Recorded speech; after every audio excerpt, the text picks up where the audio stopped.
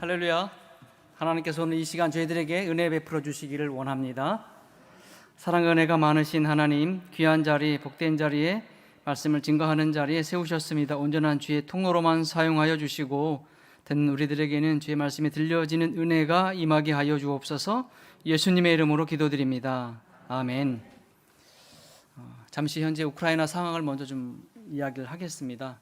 여러분께서 뉴스에서 계속 보시고 있는 것처럼 이제 70일이 지금 훌쩍 넘었습니다. 키이우 근방에 있던 러시아 군들이 벨라루스를 통해서 이제 동부나 남부로 많이 배치가 되어서 우리 전장터가 이제 돈바스라고 불려지는 그 지역으로 많이 옮겨갔고, 남부 지역에 이제 마리우폴이라는 지역, 헤르손이라는 지역에서 아직 아주 심각하게 교전이 벌어지고 있습니다. 상대적으로 키이우는, 제가 사역하는 수도 키이우는 안전해졌지만 한번 그 현장에 계시는 분에게 물어보니까 하루에도 몇 번씩 공습 사이렌이 울린다고 이야기하더라고요. 미사일 공습은 아직까지도 계속되고 있고요. 그래서 키이우 시장은 키이우 시민들에게, 대피해 있는 시민들에게 혹시 안전한 지대에 있으면 아직 전쟁이 끝난 게 아니니까 안전지대에 있으라고 권고하고 있습니다.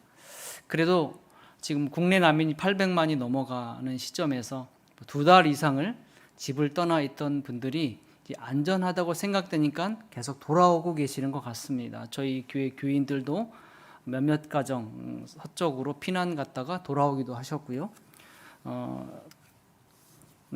또 하나는 저희 교회 지하에 우리 성도님들 또 계시다고 말씀을 드렸었는데요.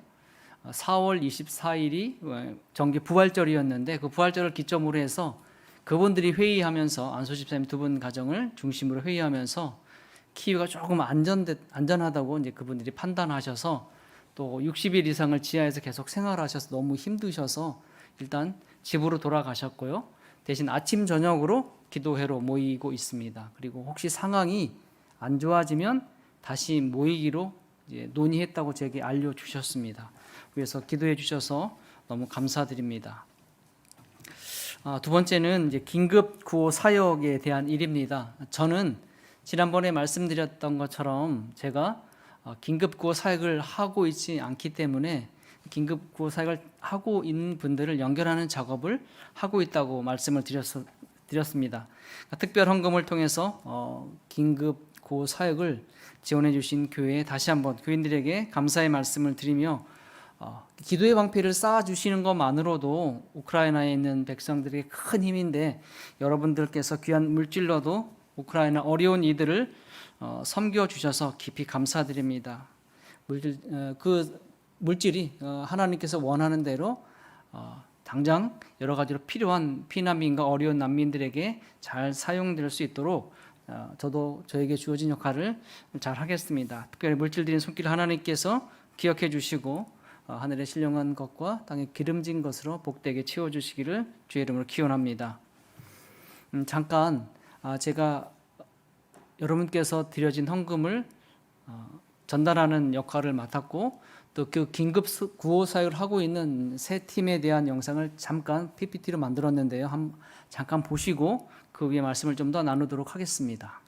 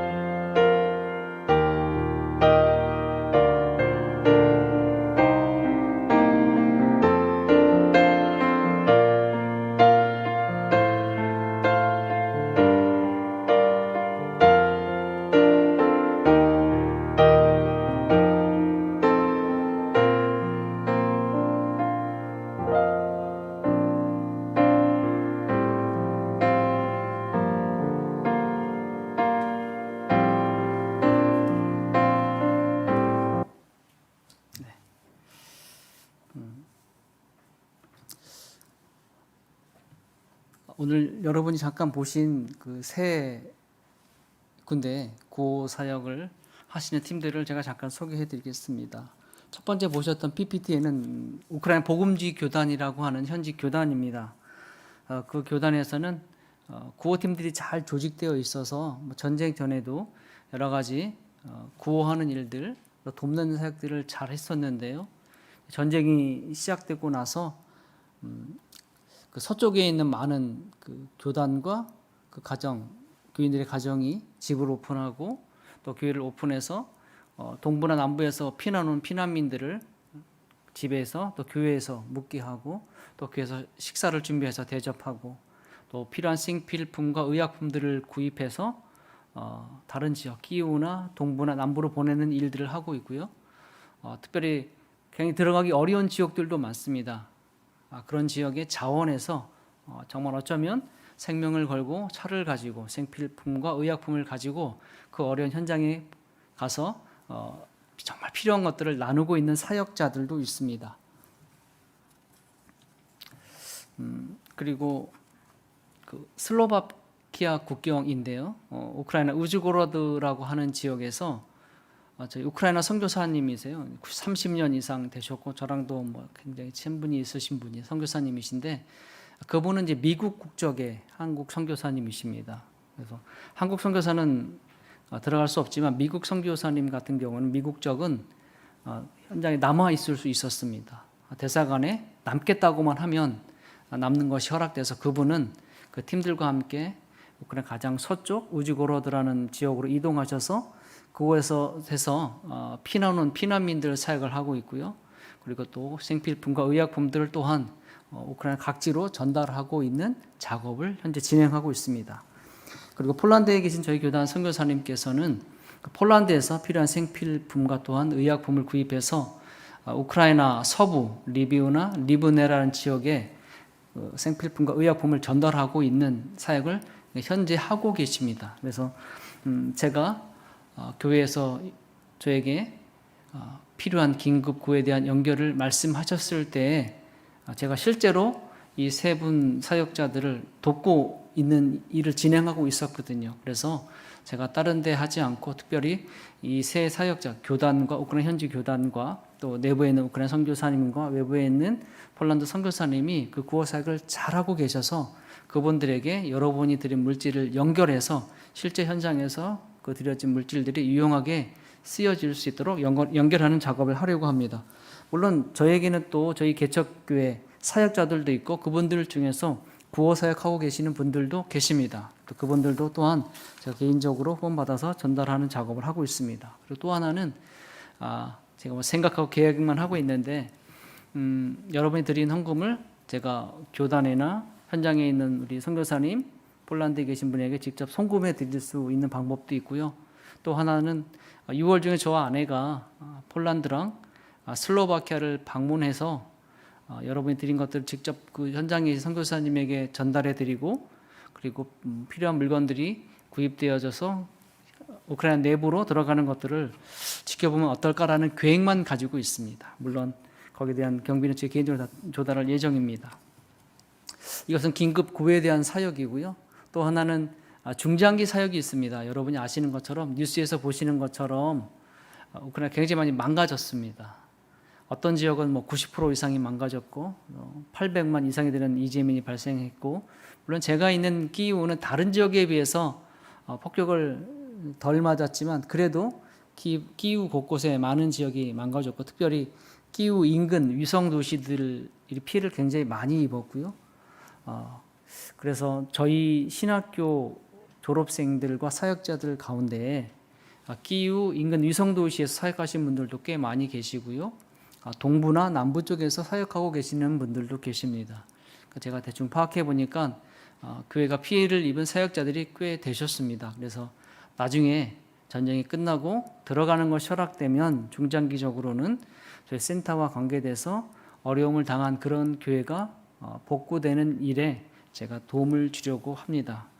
또 하나는 그 현지 교단이랑 계속 저희 교회와 신학교가 연결해서 일하고 있습니다.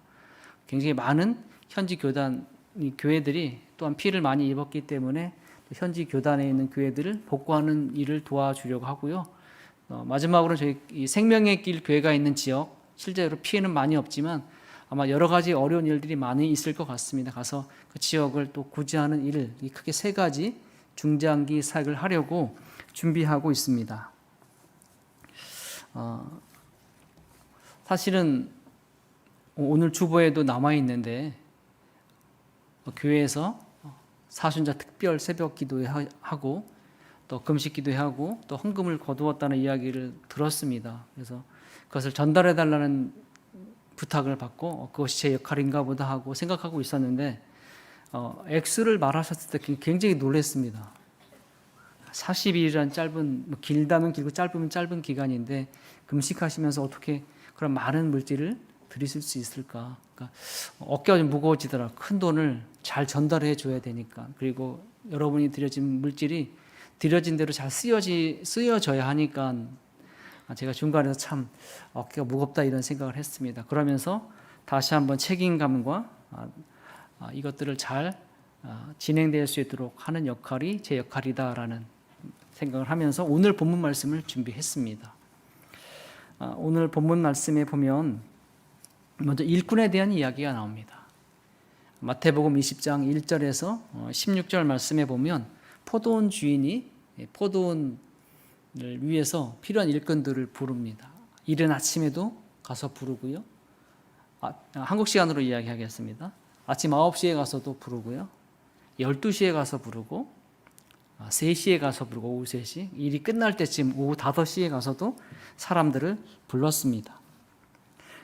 우리 인생으로 비유한다면 어쩌면 주님께서 10대 때도 부르실 수 있고 20대에도 부르실 수 있고 30대, 40대, 70대 모세처럼 80대에도 우리들을 하나님께서 부르신다는 거죠. 주님께서는 주님의 일을 위해서 그 필요를 위해서 그 필요한 사람들을 부르신다는 사실입니다. 그래서 저는 여러분 한 분 한 분이 또한 그런 의미에서는 하나님께서 필요한 일을 위해서 부르신 하나님의 일꾼이라고 생각하고 그렇게 믿고 있습니다. 우크라이나 전쟁을 통해서 제가 소개해드린 세 팀, 여러 많은 일꾼들이 조직적으로 일을 잘하고 있습니다. 조직 물질을 받는 팀이 있고요. 그것을 가지고 필요한 물건을 구하는 팀이 있고요. 정말 필요한 지역과 연결해서 어디 현장이 필요한지를 파악하는 팀이 있고 물건을 포장하고 실는 사람들이 있고 그것을 가지고 진짜 어려운 지역에 가는 그런 사람들도 있습니다. 각자에게 맡겨진 일, 하나님께서 부르신 일을 위해서 현장에서도 그렇게 많이 수고하고 있습니다. 저는 다시 말씀드리지만 그런 긴급구호를 하는 그 사역의 중간 다리 역할을 하나님께서 저에게 주셨다고 믿고 하나님께서 주시는 대로 계속해서 연결하는 작업, 현장에서 그 드려진 물질들이 잘 쓰여질 수 있도록 연결하는 작업을 하고 있습니다. 4장 1절에 하나님이 마땅히 우리를 그리스도의 일꾼이요 하는 비밀을 맡은 자로 여길지어다 말씀하십니다. 하나님의 비밀을 맡은 자. 하나님의 비밀은 무엇일까요? 예수님께서 이 땅에 오시고 고난당하시고 십자가에 못 박혀 죽으시고 부활하시고 다시 오실 것. 이게 바로 하나님의 비밀, 복음 아니겠습니까? 우리들은 세상의 일꾼들과는 좀 다르다고 믿습니다. 제가 앞전에 소개시켜드린 일들, 구호하고 어려운 사람들을 도와주는 일입니다. 굉장히 중요합니다. 너무 필요합니다. 왜냐하면 수백만의 사람들이 집을 떠나서 유리방황하기에 그들을 먹이고 입히는 일은 참 중요한 일입니다. 그래서 교회도 하고 있고요. 나라에서도 하고 있고요. NGO 단체에서도 하고 있습니다. 그 구호 사역이 필요하고 중요하다고 생각하기 때문입니다. 하지만 이거보다 더 중요한 게 있습니다. 먹을 걸 주고 입을 걸 주고 직업을 소개해 주고 이거보다 더 중요한 일이 있다면 그것은 바로 그들에게 하나님의 비밀이 보여지고 들려지도록 해야 한다는 것입니다.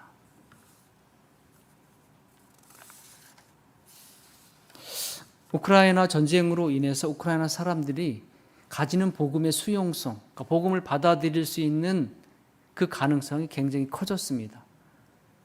그들을 쌓고 있는 이 담들이 이 전쟁이라는 고난을 통해서 많이 무너져 내렸습니다.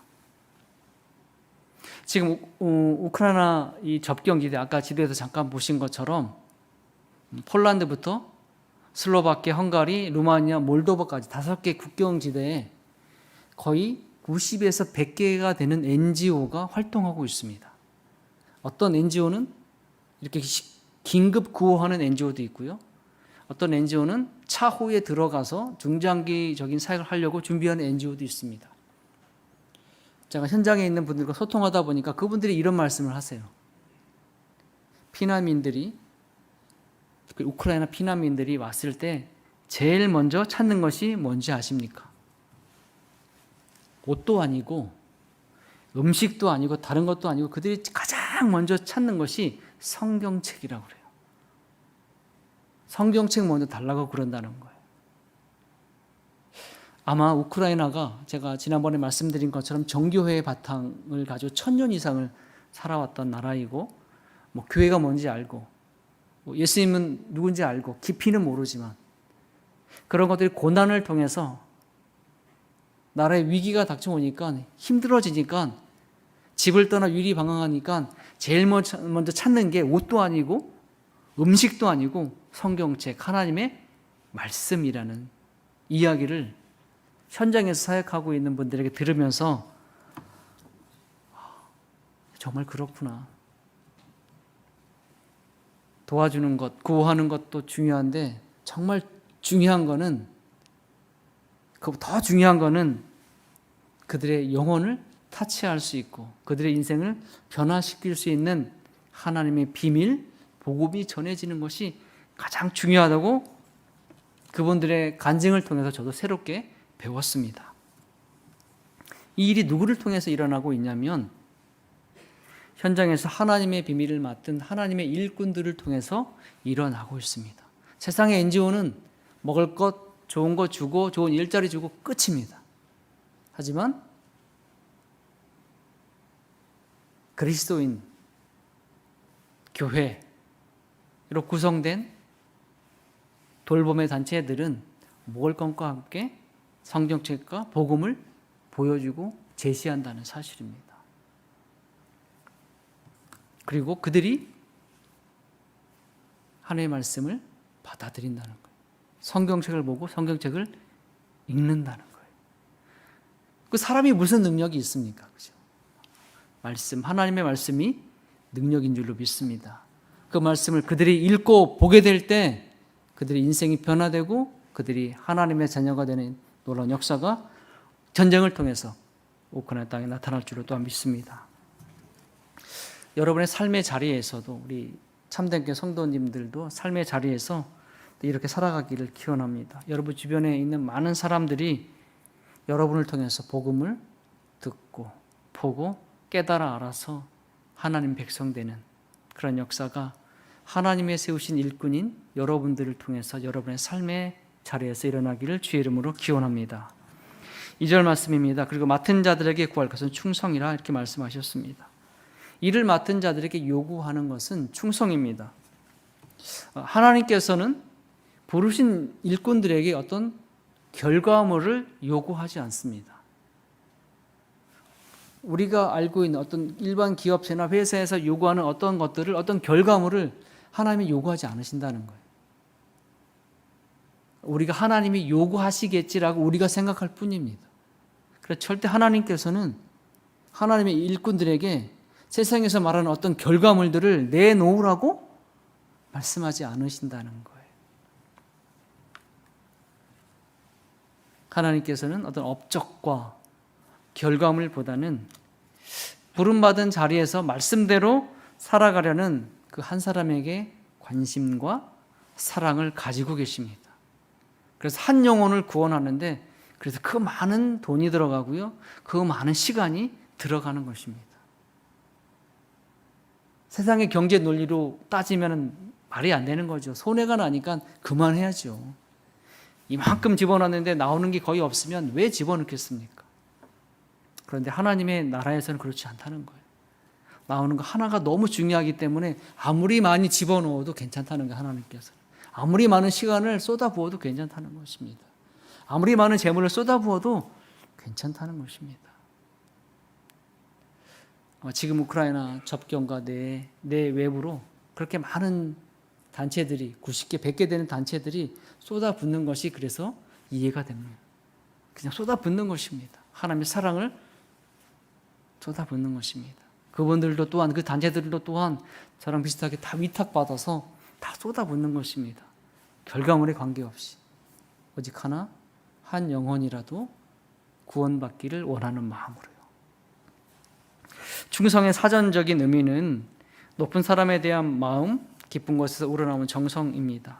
또한 성경적인 의미는 하나님에 대한 신실함과 정직함입니다. 하지만 저는 이 사전적인 성경적 정의보다 저는 사실은 이 충성이라고 하는 이 한문에 대한 정의를 더 좋아합니다. 여러분이 충성이라는 한문 아시죠? 마음, 그러니까 중앙에 중자에다 마음 심자가 있죠. 그리고 말씀 원자에다가 이를 성자가 있습니다. 이게 충성입니다. 그러니까 충성은 마음을 다해서 말씀을 이루어가는 것이 충성입니다. 하나님께서 하나님의 일꾼들에게 요구하시는 것은 다른 것 없습니다. 그냥 마음을 다해서 진실된 마음으로 하나님께서 주신 그 말씀을 말씀대로 삶의 현장에서 이루어가기를 주님은 원하십니다. 결과는, 열매는 주님께서 알아서 하시는 거예요. 저희들이 할 일은, 일꾼들이 할 일은 그저 마음을 다해 하나님의 말씀이 이루어지는 그 현장에서 최선을 다해서 나에게 주어진 역할을 다하는 것입니다. 저는 지금 현장에 있는 여러분이 보셨던 그분 말고도 수많은 그 일꾼들이 현장에서 저는 그런 마음으로 일하고 있다고 믿습니다. 마음을 다해서 어떤 분들은 어려움을 당하기도 하고 심지어 목숨을 걸어야 하는 위급한 그 지역에 들어가야 함에도 불구하고 그들이 마음을 다해서 신실한 마음으로 말씀을 이루는 충성, 하나님께서 그들에게 주어진 역할에 최선을 다해서 일하고 있습니다. 오늘 우크라이나 전쟁으로 인해서 많은 분들이 마음 아파하고 또 분노하고 있습니다. 어떻게 21세기 이런 전쟁이 일어나고 있을까? 하지만 이 와중에도 이 어려운 나라와 어려운 백성들을 위해서 많은 분들이 기도로 동역하고 계십니다. 많은 분들이 긴급 구호나 중장기 구호를 위해서 물질로 또한 물질을 제공하고 있습니다. 또한 현장에서 몸을 부딪혀 일하시는 분들이 계십니다. 그런 일꾼들이 있습니다. 현장에서 몸을 부딪혀 일하는 사람만이 일꾼이 아닙니다. 기도하시는 분도 일꾼입니다. 그 역할을, 기도하는 역할을 주셨습니다. 그리고 물질을 드리는 것도 그분들도 일꾼입니다. 하나님께서 여력을 주셔서 제공할 수 있는 은혜를 주셨습니다. 각자의 역할이 다 다를 뿐입니다. 중요한 것은 나에게 주어진 역할에 최선을 다해서 충성하는 것이 중요합니다. 왜냐하면 하나님께서는 그 한 영혼들을 너무도 사랑하시기 때문입니다. 여러분을 사랑하듯이 하나님께서는 도탄에 빠진, 전쟁으로 인해서 집을 떠나 유리하고 또 수많은 사람들이 죽어가고 다치는 그 땅의 백성들을 동일한 마음으로 여전히 사랑하고 계십니다. 세상 많은 곳에 있는 하나님의 백성, 하나님의 일꾼들의 사랑을 모아서 하나님께서는 또한 그곳에 있는 이들에게 우리들의 사랑을 보여주고 하나님이 얼마나 사랑하시는지를 저는 보여주고 계신다고 믿습니다. 우크라이나 국내와 접경지대에서 피난민을 돕고 어려움에 처한 이들을 돕는 사역자들도 부름받은 일꾼으로서 주어진 역할에 정말 최선을 다하고 있습니다. 여러분들께서도 여러분의 이 참된 교회에 주어진 역할이 있을 거고요. 여러분의 가정에 주어진 역할이 있으실 것이고 이 사회에 주어진 역할이 있으신 줄로 믿습니다. 하나님께서 원하시는 것들은 여러분이 그 역할을 통해서 어떤 눈에 보이는 큰 엄청난 것을 이루기를 원하시는 것보다는 여러분 한 분 한 분이 맡겨진 그 일에 최선을 다하고 충성을 다하는 그런 삶의 모습을 보이기를 원하신다고 저는 믿습니다.